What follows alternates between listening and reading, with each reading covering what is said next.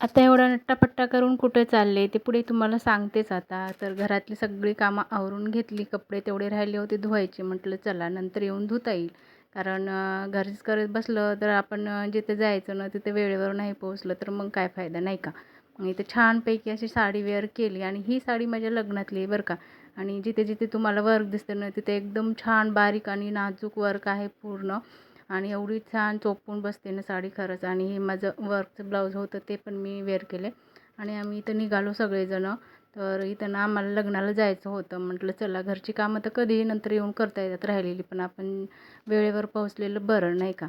आणि इथं हे बघा किती एवढी मोठी गर्दी होती ना, खूप चेअर ठेवलेल्या होत्या, पण ही गर्दी बघून ना चेअर पूर्ण काढून टाकली आणि खाली गाद्याच ठेवलेल्या. म्हणून सगळे असे खालीच बसले लग्नाला. छानपैकी असं लग्न वगैरे लावलं आणि नंतर मग आम्ही छान असं जेवण करून घेतलं. आणि मठ्ठा ते होता ना छानपैकी असं जेवण झालं. नंतर म्हटलं चला स्टेजवर खूप गर्दी होती. तेवढी गर्दी कमी झाल्यानंतर आम्ही फोटो वगैरे शूट केले, फोटो काढले नवरदेवासोबत ते. आणि नवरदेव माझा चुलत भाऊ त्यामुळं आणि छानपैकी असे फोटो काढले.